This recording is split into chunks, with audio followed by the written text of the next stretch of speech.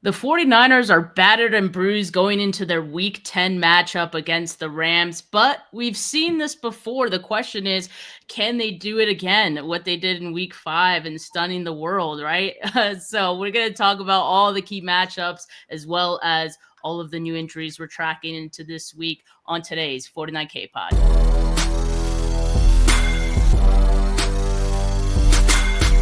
You're listening to the 49 Carats podcast, a 49ers Goldmine production with Stephanie Sanchez.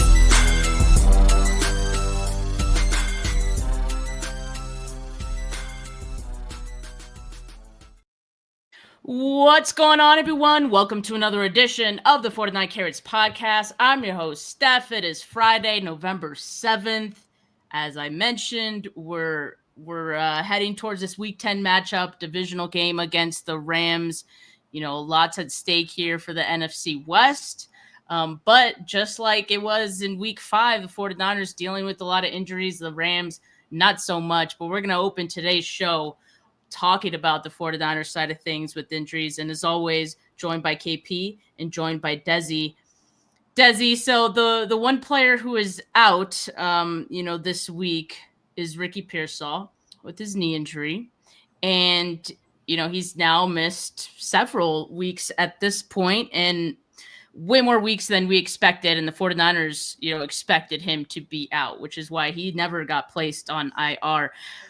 In my show yesterday with Wayne, I was just kind of venting a little bit about how I feel about the situation with Ricky Pearsall and just the original timeline that was given, how this injury was previously described by Kyle Shanahan as being a minor PCL injury.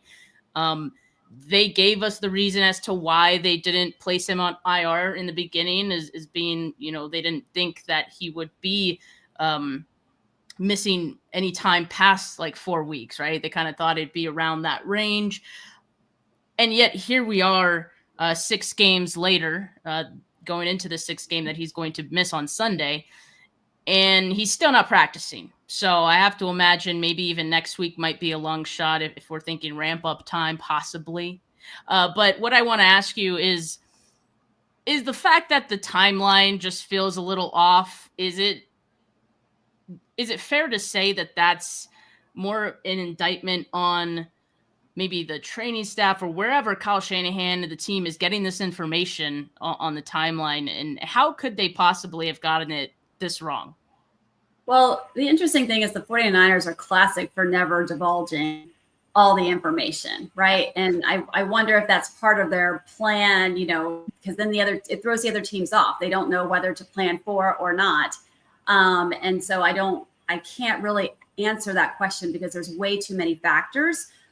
So he's been out about 6 weeks at this point. So that to me seems like this would be reasonable to think that he either had a more severe PCL injury or there was another injury with it that is compounding the timeline. Now, why diagnostically that couldn't be figured out before now? I mean, we've seen Mac Jones come back with a PCL. I mean, granted, quarterback versus a wide receiver, very different positions, but why is it 6 weeks? I would love to know that. And the reason that I don't think they were like purposefully vague about this is because Kyle, the IR thing.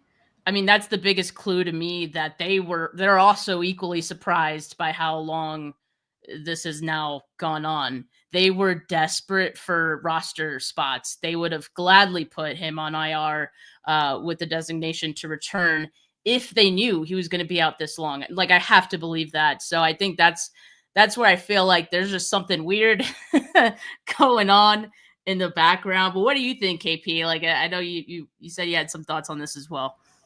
So Puka Nacua had a similar injury last year, and I think he missed 6 games, so it's pretty similar timeline. But what I want to know is, like, are they just pushing these guys too hard?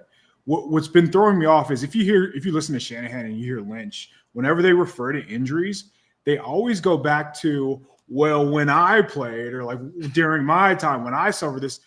You're not the same as them. Like, why are you thinking, okay, because you may have healed X amount of weeks, this player is going to heal X amount of weeks. Everybody is different. We have a doctor on here who can tell us the exact same thing. Like, that is not going to be a thing for basically, if all three of us were to have a high ankle sprain, there's a good chance, there's a high probability that each one of us would come back at completely different times. It's so random. So in my mind, they're almost using their expertise of playing to a detriment. And maybe they're revving their guys up too much. I know Shanahan said today, like, hey, if you can't hit your speed, we're not going to let you back. But there are just way too many injuries of this type where, hey, maybe they're going to be out 2 to 3 weeks.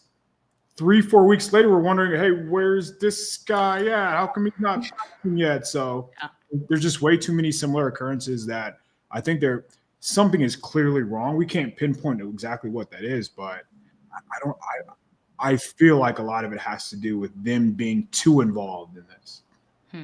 Yeah, that's an interesting theory as well. But yeah, hopefully something changes this offseason. But we know for sure it's impacted, just how the roster has been constructed this season, and again how they're using these IR spots and all that. But Dezi, let me ask you about Brock Purdy. I mean, there was a video that surfaced that David Lombardi posted. It's since been deleted. Make that what you will. Make of that what you will. But he looked pretty good in that video. Like, he was running. He looked spry, I would say. He looked normal throwing the football as well. And Kyle Shanahan did say about an hour ago that, Brock Purdy, as we noted here, he's questionable, but he has a chance to be active. Now, they said the same thing last week as well. He ultimately did not end up playing. And they said something similar in week 3, right? Like, he has a chance to play. And if he does play, he could be the emergency quarterback or like the backup kind of thing. Ultimately, all those times hasn't played. Which kind of brings up the question, and maybe this is not so much an injury question, but like, if he's healthy enough to be active, why would he not start? is the question on everyone's mind. Well, I think Shanahan said it today in the presser. I mean, not necessarily specifically about Brock, but if you're not 100% and can do all the things at full speed, they kind of are. And I don't know what to make of that comment either, right? But because there's plenty of people that are coming back that we know is not going to be 100%. But for something like a turf toe, like, you definitely want to make sure he is 100%, barely anything residual, because he is teetering. And, obviously one of the concerns I had when this first happened was you don't want it to be a chronic condition.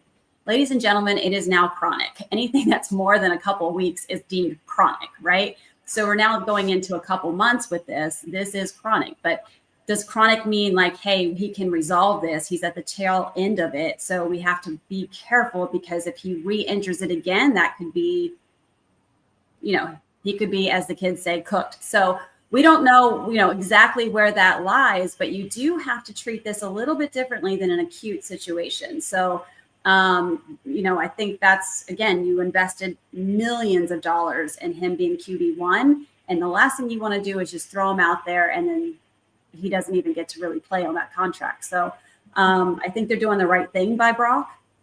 I am not in any way, shape, or form ready for him to be rushed back. So I would feel better about what they've been doing with him in regards to his specific injury. Well, after how week 4 went down, I think we're okay with that as well. Now, I just want to ask really quickly, last question I'll ask you, like, on the 3 players who got hurt in Thursday's practice, we got Keon White with the groin injury, Alfred Collins with the hip injury, and Kalia Davis with an ankle injury. So Keon White, Kalia Davis were able to practice today in limited fashion. Alfred Collins did not. Now, we don't have a lot of information on these injuries, but like, just from a high level, like, if you had to guess, who would be most, restricted from playing with any one of these injuries? Oh, man, that's tough. They're all kind of right at the same. I mean, maybe they're all kind of soft tissue, right? Maybe the hip is a pointer, the thigh is maybe a quad strain, the groin is a strain. And those can be out a couple of weeks. I mean, it really depends. I mean, you're talking about a linebacker with a quad. I mean, that could be problematic, right? I mean, maybe a defensive end, but they do a lot of sidestepping. I would say maybe the tackle. I mean, that's a really tricky question to ask. The more important question is, why do we have 3 people injured at practice? I really feel like the frustration is building. I've been kind of protective over the staff and medical because, some things do happen, but, in my job, if I had multiple people having a problem with the way that I did something, I would be brought ahead and looked at as to why is this happening, right? And I would be questioned, and even the livelihood of my job would be questioned as well, right? Like, do we keep you here because we can find somebody else to not have all these problems? I definitely think at this point something internal needs to be evaluated, and I think that starts with understanding who you have taking care of these athletes. I mean, I get that that's part of it. And, I think there's a video that was surfacing. I just saw, I can't remember who the athlete was. He was a football player, and he was talking about how important it was for him to have his own team, that almost he didn't trust what the team was offering. This was not a 49er, but this was somebody else in the league. And so, utilizing a good chunk of what these athletes get paid to have their own people know and learn their own body, because it is hard on a 53-man roster, for the training staff to understand each personal plan, understand what the function is and how a hip restricted in this area can cause this kind of problem to the knee for this person, and this person's got over tightness in the hamstring or both. It's very, very tricky to do that, and I will give them that. But every other team in the NFL is not having the level of soft tissue injuries that we're seeing with our team. And it's not just been this season.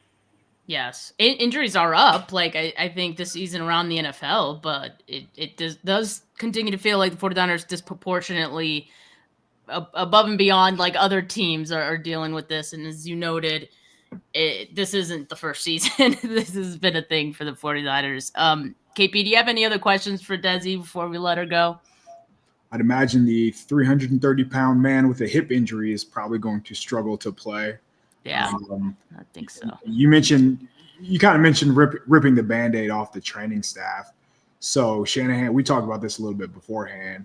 Shanahan said that the 3 injuries to the defensive linemen all occurred within like the first 10, like before they're even getting to the actual physical portion of practice. So if you're getting nicked up with these soft tissue injuries in individual drills, what does that say? What does that tell you? If that isn't like a red alarm, sound the sirens, something has to change. But it feels like, I think any 49ers fan can attest to this, essentially since like 2019, especially in the 2020 season, it seems like it's been the same message after every year. Like, hey, will they make a change to the training staff? It sounds like they do, but nothing truly changes, which is mind-boggling. Yeah. Yeah, like I said, if this was the statistics that any of us had in our day-to-day jobs, good night. Right? We would be questioned. So, I mean, at some point, I feel like I'm not saying anybody needs to be canned or fired or whatever, but I just feel like there is a due diligence that you owe the players, I think, to at least, take a look at it, understand what's happening, and maybe there's something each player can do individually to bring in people. It's tough on some of these rookies. They don't have the money for that. But, for some of these other players, there's, a lot of players probably aren't even thinking in that way, right? Hey, we have the team doctors. This is all I've ever been exposed to. This is all I know. So I'm going to go here. So I'm glad you brought that up, where another player probably got some outside information that, hey, like, why don't you check out this person? And I'm sure it's going a lot better. But yeah, that makes you wonder, like, how much better off would they be? When we've heard in the offseason, hey, players are training away from the facility. Now it makes a lot more sense that players train away from the facility. And I will say, just for the general, whoever's watching right now, like, take this from, like, listen to what I'm about to say. Look for people that are actually credentialed to do what they're supposed to do. Don't go to some program that, some personal trainer came up with this program to heal back pain. He's not qualified to be that person. you need a physical therapist to identify truly what the root cause is and to make sure that you're safe.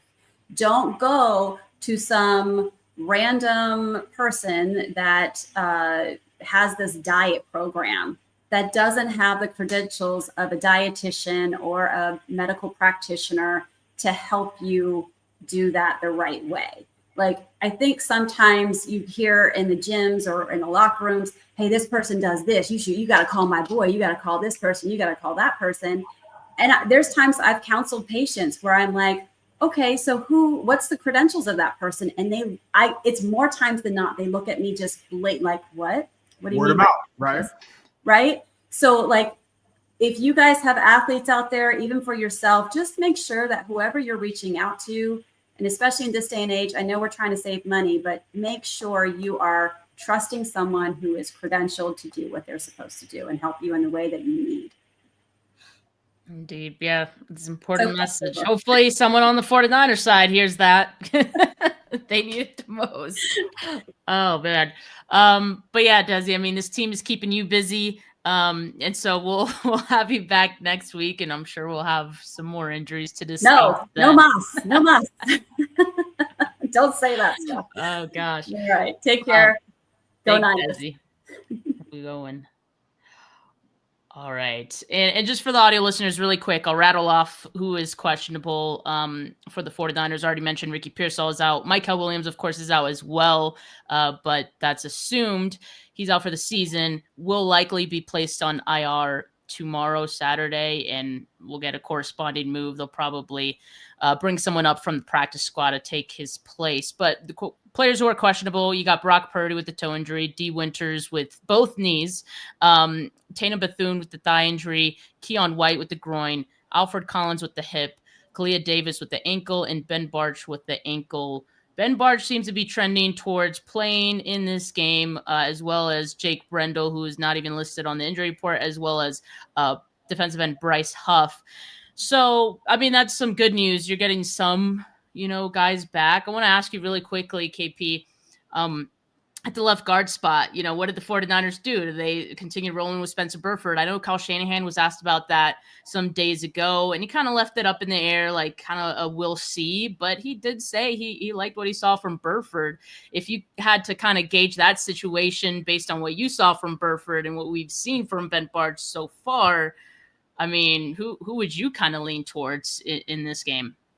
In my mind, it's not really close. I thought it was telling, like, even today, he was asked, like, hey, what about Barch? And he's like, yeah, look good. He's full. He's going to be in uniform. But he was just super non-committal about him starting. It would be tough to move away from a left guard after the success they just had on the ground. And I'm not saying, like, Spencer Burford's turning into the next Mike Iupati. Like, I'm not saying that at all. But it was clear that he added something that they just haven't had on the ground. And that was, like, athleticism, honestly. And I'm comparing him to Connor Colby because that's basically who's been playing for the past month and a half, right. 2 months or whatever. But he was able to get to spots that Colby just couldn't in the run game, and that allowed the run game to flourish, especially behind left guard, behind left tackle, behind the left edge, places where they want to run the ball. So I thought what Burford showed, and that was against a quality defensive line. Like the one strength the Giants have is they're athletic and they're very good defensively, along the defensive line, which is exactly what the Rams are. So I would leave Burford in. And part of the reason is on the other side of the coin, like, we have examples of Barch playing well, but we also have more examples of Barch playing well, getting nicked up, not coming back. Like, this dude hasn't played football in a long time. So the expectation or the assumption that he'd be able to return and then he'd stay healthy, the last 2 times, it hasn't happened. I think he hasn't lasted more than 65 snaps in this year or last year when he got his opportunity. So I think the odds or the probabilities of him re-aggravating whatever ankle injury he has is fairly high. Even looking back to a couple stints he had in Jacksonville, both times, 2023, landed on the IR, 2022 was on the PUP list. So I just think if you want to be sustainable, instead of, having guards in and out of the lineup, and you're trying to build cohesion, and, you want Trent Williams and Jake Brendel to be comfortable with the players they're playing next to, why not go with Burford, who happens to be under contract through 2026 and that's not the case with Bart. So to me, it's pretty easy. I thought Burford played really well. His PFF grade was 55. Do not understand that. No, not sure where that came from. No one ever does. He gave up a sack, and I understand. Okay, he gave up a sack one play. If you're really charting it how it went down, I thought maybe 3 plays out of 64 is like, okay, he got beat. But in what world, when you mess up 3 times out of 64, does that come out to like a failure? So right. I thought he played very well. And I think I think Burford should remain as a starter for sure. Yeah, I think it's important to move forward with this offensive line with some continuity. Like you need that in order for this line to have any chances of improving as the season goes on, and they just haven't had the opportunity to do that so far. On the other side of the coin, I mean, you got Jake Brendel and you got Matt Hennessy, who's been filling in at center so far. That one is maybe not so much as lopsided as, you know, the Barch and Burford situation. You think Jake Brendel probably takes his spot back, right? Yeah, I don't think that's really close. So this is the first time that Brendel's been banged up pretty much since his time as a 49er. He started like every game, I think, for 3-4 years, however many years he's been in the Bay. So there's a lot on the center's plate. And again, people are going to always gravitate toward that one play a game where he gets bowled over. Probably going to happen again this week, but there are so many other plays that he does his job and that he gets the team lined up. He gets the offensive line is supposed to slide whatever direction. Like they always seem to be on the same page, I would say, more often than not with Brendel in the game. And I still think he's a quality player, all things considered, with what they're paying him and what he brings to the table. So, yeah, I don't think there's much of a question there. I think it's Brendel's job. I think Hennessy did a good job of at least, you know, holding the fort down, but I think there's a pretty clear difference when you just watch them play one-on-one between Brendel and Hennessy. Yep. So that's what I would expect as well. And you're right. As much flack as Brendel gets for other things, I mean, health has not been one of them. So he'll be back and available for this game. So let's take a look at the starters who were out for the 49ers in week 5. The last time the 49ers played the Rams, you had Brock Purdy, Kittle, Pearsall, Jennings, Ayuk, Bosa, Mustafa, and Ben Barch out. I don't think I'm missing any other starters from that group. Now, if you compare that to week 10, well, the list looks a little bit longer, but really you can cross out Kittle, Jennings, and Ben Barch because they'll be available for this game. We're just saying we're not sure if Ben Barch will play, but he'll be available. And you add Fred Warner and Michael Williams to the list now of players who will now be out. Do you see this as like a big dramatic difference, or do you feel like it kind of evens out because you're getting Kittle back and, you know, you got Juwan Jennings back as well? So obviously Kittle makes a big difference, right? Like they are able to run the ball in ways that they were not able to when Kittle's on the field. That is backed up by the stats. They average nearly 1.5 yards more on the ground when he's on the field. Will they throw him the ball? Like that's where he's really going to make a difference. Yeah. Yes, they're going to be able to play keep away, but this is not a game where Eddie Pinheiro making 59-yarders, that is not a good thing this week because they will not be able to get away with settling for field goals. So I think if it, like looking at the injury report, right, how sustainable is Kendrick Bourne going crazy again against the Rams? Like I just don't think that's going to be a thing. So you're going to have to find a way to generate some kind of big play somewhere, and that's where Kittle comes into play. So if anything, man, lean into just heavy personnel. And if you lose with Kittle and McCaffrey having like 20 total targets through the air, so be it. But I don't know. We haven't seen that yet, so I don't know if they're going to pivot. I know. We'll definitely discuss that point as we discuss our matchups here in a bit. As far as the Rams and just one person, just one player is on their injury report. Gabe status is wide receiver Jordan Whittington with a back injury, and he's questionable. So you know he's probably good to go. There was Puka Nacua who had like a rib injury last week, but Sean McVay said he's going to be good to go pretty early in the week, and he's not even on the injury report at all. So they're pretty healthy. And if you look at the Rams offense, we know them pretty well at this point. A bit of a juggernaut offense. You got Devontae Adams and Puka on either side, Matthew Stafford, Kyron Williams. And, their offensive line has actually been pretty good this season. They're keeping Matthew Stafford upright. And, I think that's part of the challenge the 49ers are going to have this week. So without further ado, let's just get into the cautious matchups for the 49ers in this one. And we'll start off talking about Stafford, but just the 49ers also lack of pass rush and how that could impact this game. In week 5, Stafford was 30 of 47, 389 passing yards, 3 touchdowns. He faced pressure on a little over 20% of his dropbacks. It was sacked just once. When he was under pressure, he was 6 of 9 for 87 yards, and 4 of his 10 pressures faced came against 8 blitzes. And he's pretty good against blitzes. So he was 5 of 7 for 33 yards and 2 touchdowns against the blitz. I'd say that's pretty effective. He is unbelievable in my mind. Honestly, I think I feel like I say this every time I talk about the Rams, but he is in a tier of just very, very few quarterbacks. To me, he is like 1A, 1B, even to the Josh Allens, the Lamar Jacksons, the Patrick Mahomes of the world. I think he's a very quality player for all the reasons like that are on the screen. So when you get in his face, he doesn't really get frazzled, and that's not the case for probably 90% of the quarterbacks. So some of the, like, he has no look throws. He has some throws down the sideline where he puts it on the money. So you can be in a good position and still lose with this guy. And that's what makes it so difficult to beat the Rams. Like, they were able to beat them last time because the Rams never had the ball. They had like 83. The 49ers had 83 plays. So just even 1 or 2 more possessions, you're giving the Rams an opportunity to put points on the board. Excuse me. And that's terrifying. He's a very, very good player. Yeah, and so far this season, I was kind of mentioning like the offensive line, right? Like, he's facing the 5th lowest pressure rate so far this season. His 21 passing touchdowns leads the NFL. So, I mean, he's in the upper echelon, as KP was saying, among quarterbacks right now, and he's staying clean. Like, he's not facing a lot of pressure, and I can't imagine that's going to change against this 49ers defensive line. We talk about how good he is against the blitz as well.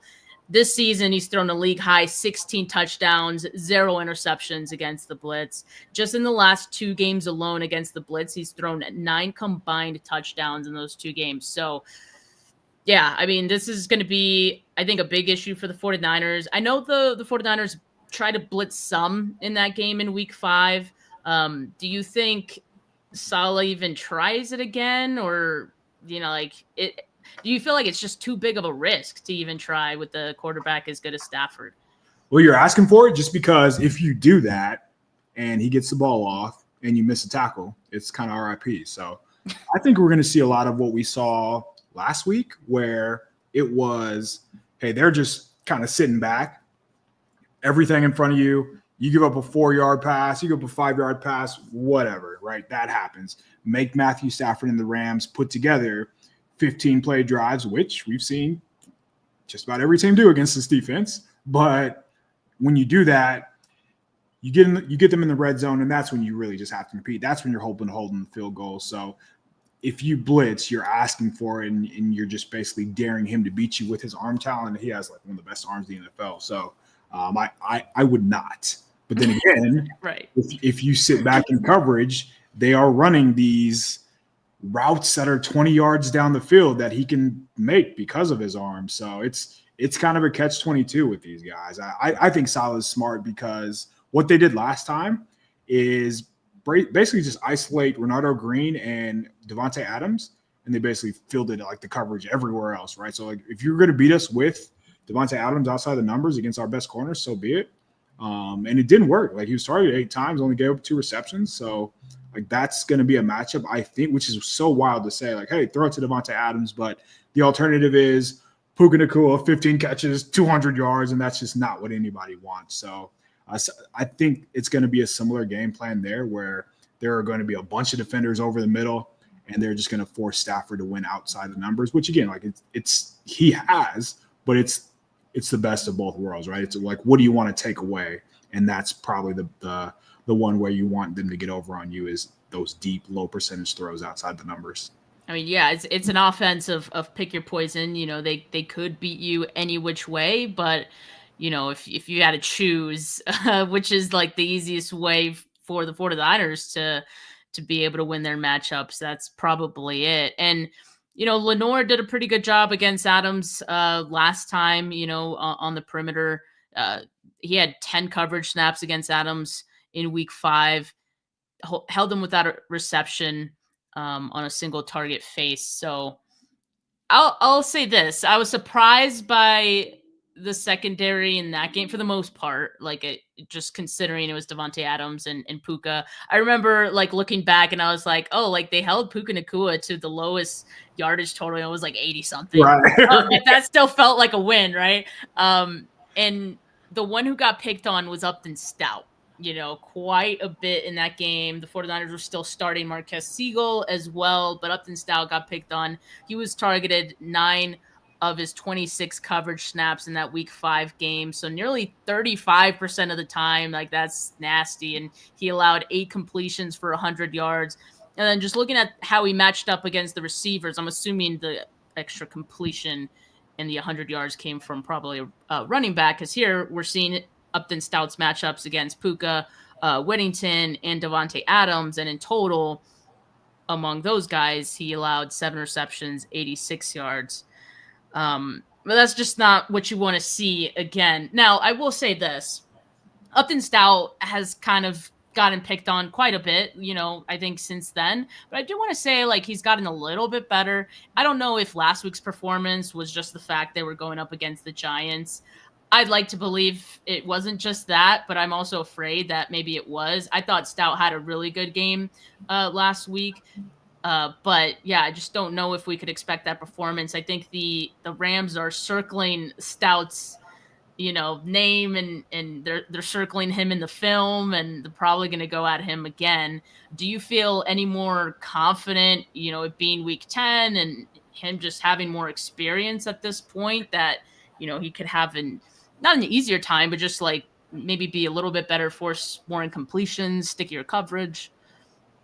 Yeah, so I think where they actually do have an advantage is whenever Upton Stout blitzes. He had a couple times last week where he was close. So I think we actually see, if Saleh does choose to, send an extra rusher, that's who he's going to send. He might be, outside of Huff, he might be one of their best pass rushers, which, he's great. It might not sound like saying a lot, but I do think he's a very valuable pass rusher. Again, I think we're going to see a lot more zone, so they can't get over on players like Upton Stout, but he's close in all of these. The areas where he gets himself into trouble is just rookie stuff where, why are you looking in the backfield when you're in man coverage? Just look at the person you're guarding. You've never done that before. Why are you doing that now? Why are you guarding a player 3 yards down the field when you should be 12 yards down? He just does things where he looks like a player who hasn't played NFL football. So I'm very high on Upton Stout. I think he's going to be a very good player. I actually think he's going to be a better version, just a souped up version of Kawan Williams. So I would imagine he's going to blitz a lot. And even in these matchups on the screen, Puka is impossible to cover for anybody. Anybody can go over on him. It's true.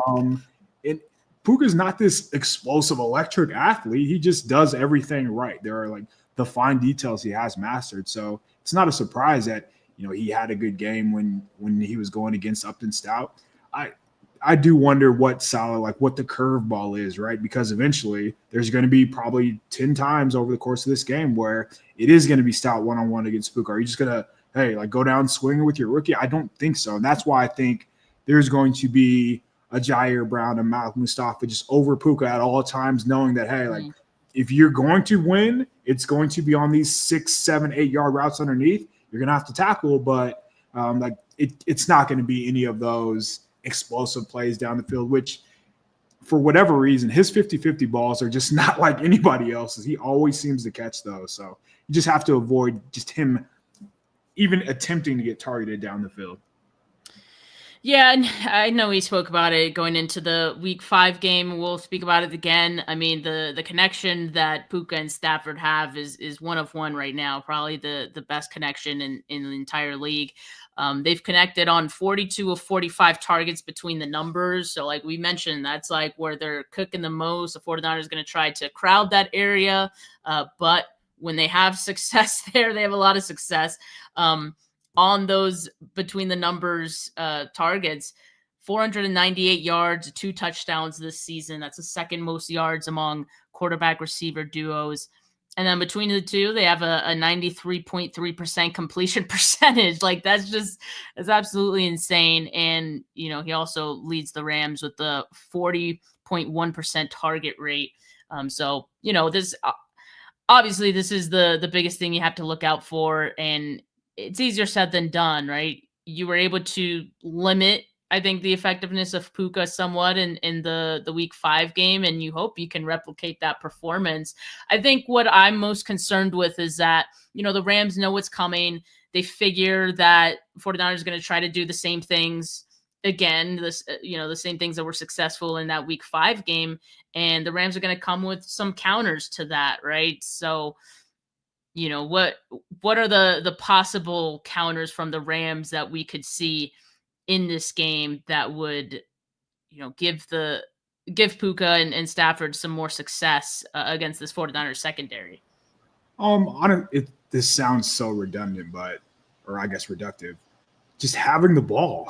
So they really didn't have many opportunities to score the last time that these two teams played. So I would imagine more possessions, right? They're going to have an opportunity to get them involved more. To their credit, to the 49ers credit, like their corners are very good tacklers.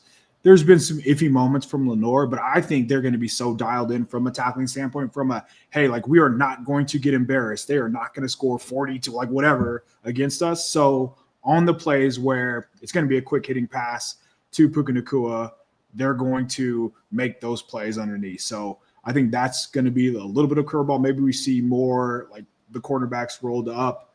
But again, like I think how the Rams will score is almost vice versa, where they're going to play kind of keyboard, where they're going to have it's going to be one of those take up half the quarter type of drives. And then you look up and they just had the ball to start the quarter. Now there's 6 minutes left, 4 minutes left. What happened? Like where'd all the time go? So I think it's going to be a little of the 49ers own medicine, and that's going to be tough to swallow because, I mean, when you just don't have the pass rushers, it's tough to, you know, play defense the way Robert Saleh wants to play defense. Yeah, agreed. And, you know, NFL Pro, you know, I like to share these these charts or how the two compare, Rams offense and the 49ers defense. You know, the analytics don't seem to think very highly of the 49ers defense or just among these rankings, right? You know, the pressure rate disparity, we already talked about Rams offense being really good in that area. The 49ers, you know, worst in pressure rate. Deep passing, there's a big disparity there as well, with the Rams offense ranking 4th and the 49ers defense ranking 26th in defending that. Passes versus no play action, the Rams are number 5, 49ers defense 23rd in defending, and then passing against no blitz. That's another thing. Even when there isn't a blitz, you know, the Rams offense is pretty good. They're ranked number 2. And then the 49ers defense ranked 22nd. Overall passing efficiency, Rams offense ranks 5th. 49ers defense ranks 23rd. So, like, there's just a huge advantage to the Rams offense over the 49ers defense where, yeah, I mean, it was kind of the same thing going into the week 5 game too, just with all the injuries the 49ers were dealing with. I know we went into that game not thinking the 49ers had any sort of chance, but, you know, these divisions have less of a chance this time around. It does feel that way, doesn't it? Yeah. Just with, like, you know, the mounting injuries, there's only it's reality. Take. Yeah, it was gonna catch up to them eventually, right? Do you think, and this is kind of big brain in it, with the video circulating that, oh, Purdy looks good, with somebody saying, hey, why is Pearsall running on the side? Why is he hooping in the locker room? Why isn't he playing? Do you think, I know no team is ever going to do this, do you think they're kind of punting this game and like next week, all right, now we got Arizona next week, got to win that game against Jacoby Brissett, and then you got a schedule where it's Browns, tight, like you have some bad teams on the schedule, don't really need to win this game because you're undefeated in in the NFC West. You have one loss in the conference. So a loss here isn't like the end of the world. It's not really detrimental to the 49ers playoff hopes, but next week is huge, right? You can't lose back-to-back divisional games, and then you have a couple other games you can kind of add to your win total. Do you think there's any thought where, hey, they might just kick our ass this week, and we're going to come back firing next week on the road where we really will need to probably score, and that's where Brock Purdy can come back, and maybe that's when we really try to see if Ricky Pearsall can hit his GPS times to come back and play. I don't know. I don't want to get into full conspiracy theory mode, but it seems like the writing's kind of on the wall with this game. I mean, it is. But I feel like that would be more reason for the 49ers to, and I don't want to say rush back, but like, try to get as many guys back for this game as possible, like Pearsall and Brock. That was kind of my expectation some weeks ago, right? Like I was looking at this week 10 matchup as like, okay, this is the one where they're going to try to get everyone back. That's what I thought too. Yeah. Right. And so now, I don't know, it just doesn't make sense for them to punt this game. Brandon, are you just getting closer and closer every week? They've been saying that like 4 weeks in a row, like half the season they've been saying that. It's kind of, it's hard to just take their word for anything at this point. But he's gonna magically appear next. He's gonna have his practice window magically open next week. Just watch. I hope so. Like that'd be great. I mean, we're at this point where we're just like, is he ever going to play this season? So if you're even if you're getting asked that, like there's a good chance that he plays, but the fact that they're getting asked that because like he was eligible to return almost 2 months ago now. So like I feel like these are fair questions.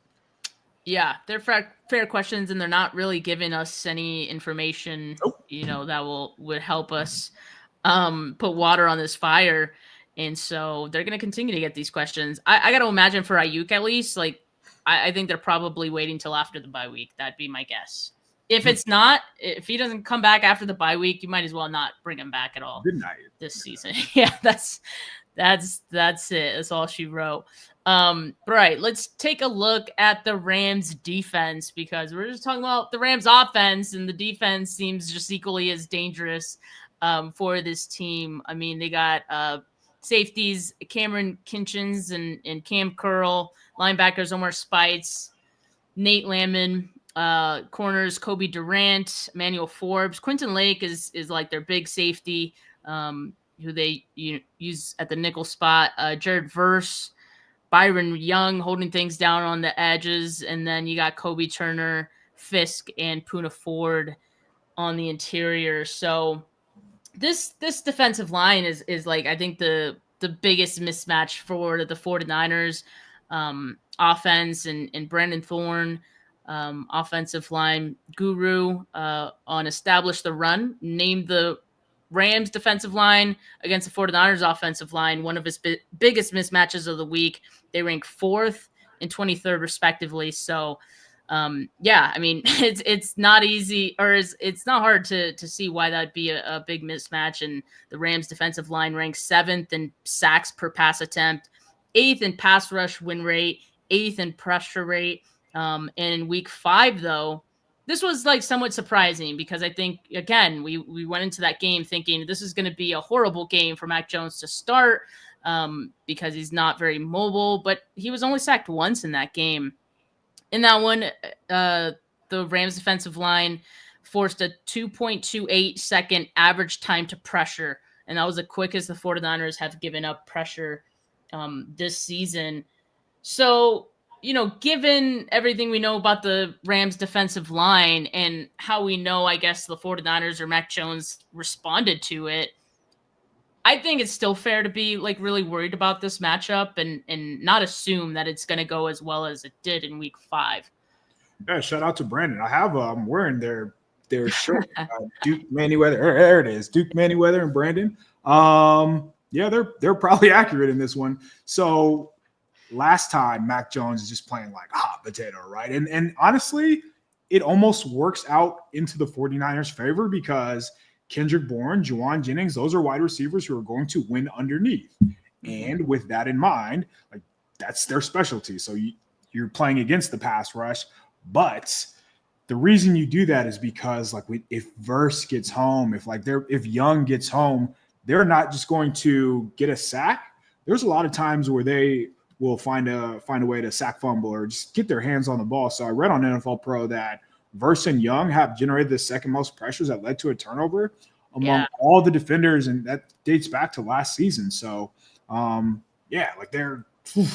that is scary, which is why, again, you're going to see a lot of quick throws. You're going to see a lot of Christian McCaffrey, which why not just go one-on-one with George Kittle and, hey, run a 5-7 yard route and the ball will be on you.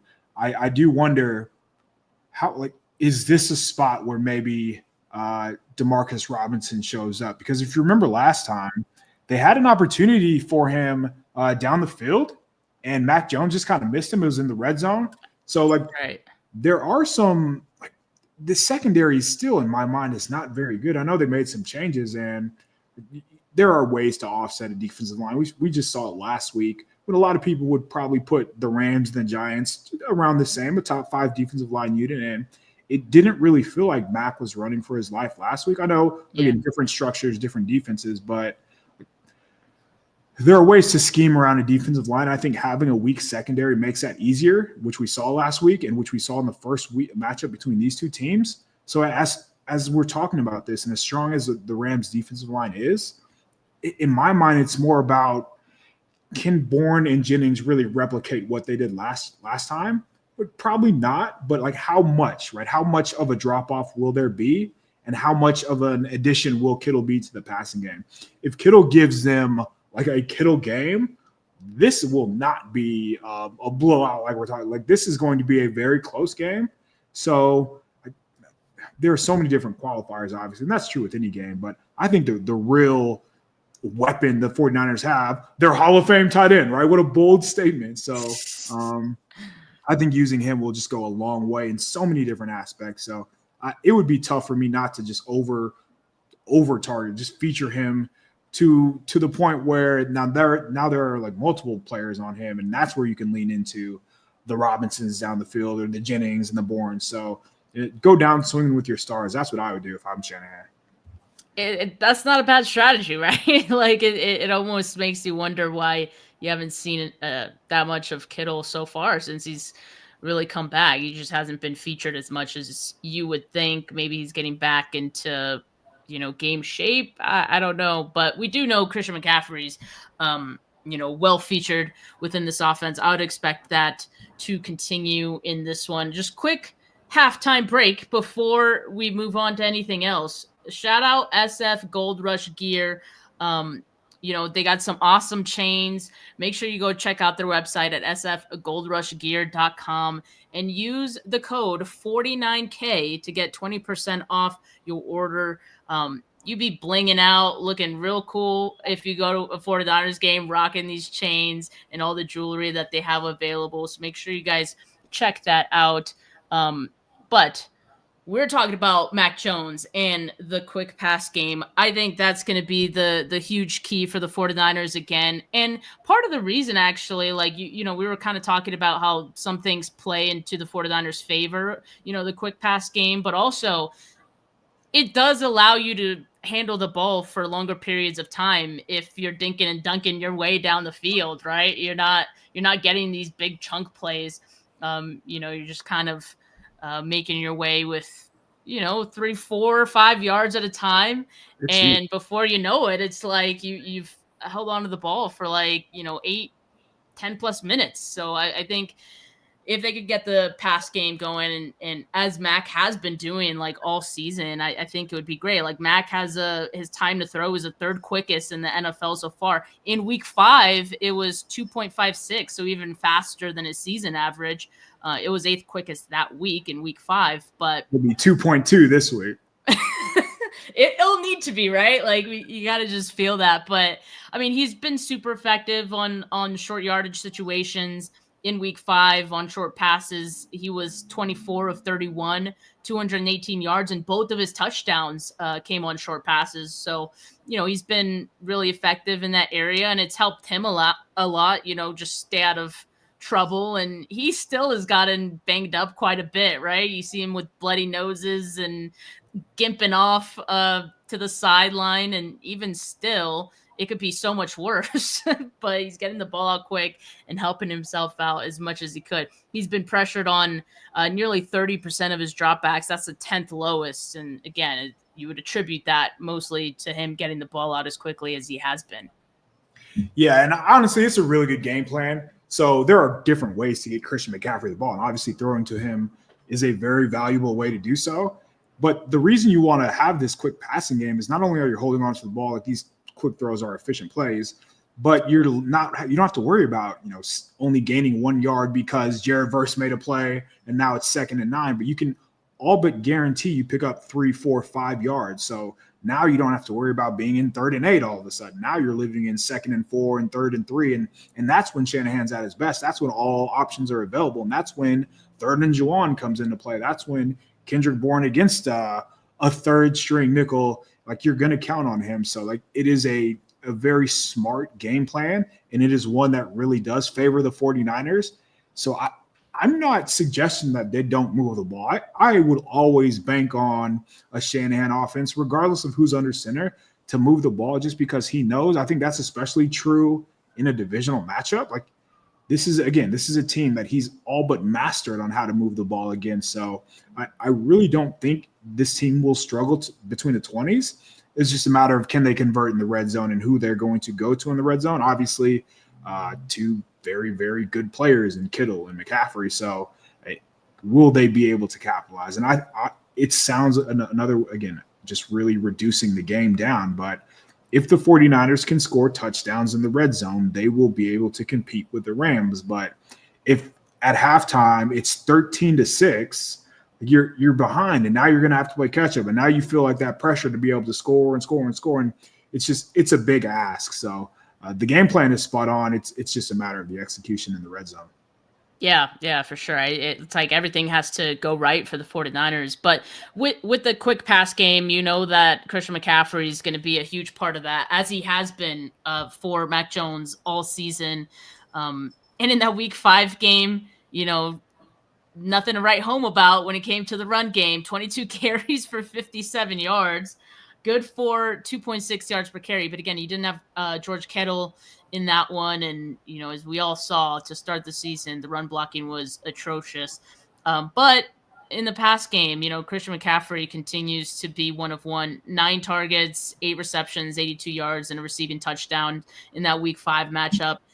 And, you see the statistics that he has as a receiver so far, 80 targets. That's 3rd most among all skill players, 20 more than the next closest running back, who is Achan from the Dolphins. So he has 59 targets past the line of scrimmage. I expect he's going to continue to be a huge part of the game plan for the 49ers this week as well. And if you're so lucky, like maybe you can get better yardage efficiency on the ground than you did in that Week 5 game. I have to imagine you can at least you muster up a little bit more than 2.6. Yeah, and that's where having Kittle comes into play. That's where having an athletic guard like Burford comes into play. So they've been talking about this for quite a while, just about how they felt the running game has been close. And I don't want to say they spoke it into existence, but they were clearly onto something with how they have been running the ball. So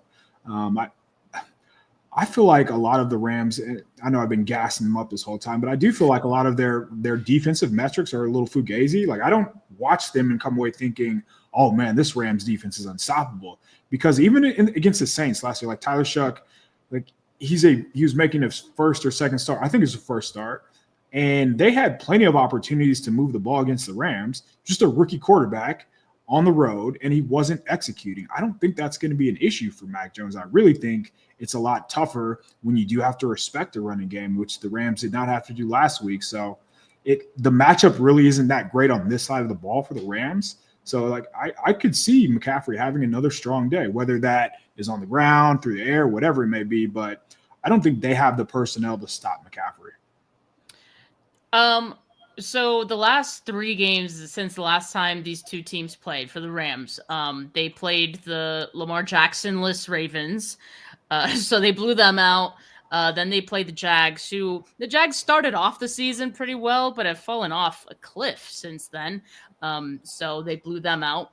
And then last week against the Saints, who have been struggling, all season. Like, Saints are competing to be one of the worst teams in the NFL this season. And so to your point, the fact that the Saints had the opportunity to move the ball like they did could be a good sign that the 49ers will have some success as well. Yeah, no, and again, like they are going to possess the ball like that. We know because the offensive coordinator told us that on Thursday. They're going to try to play keep away and mimic a lot of what they did last time. Sure, it'll probably be different plays, but same players, right? And then there's that guy. I'm really fascinated to see how they use their Hall of Fame tight end, who, again, like, there are games where he'll be involved, like first play of the game. Oh, tight end screen. Okay, Kittle game. Cool. Yeah. Third quarter only has one target, or might have had another target by then. Like, what happened? Like, where is this guy at? I think he is a guy who can run past their linebackers.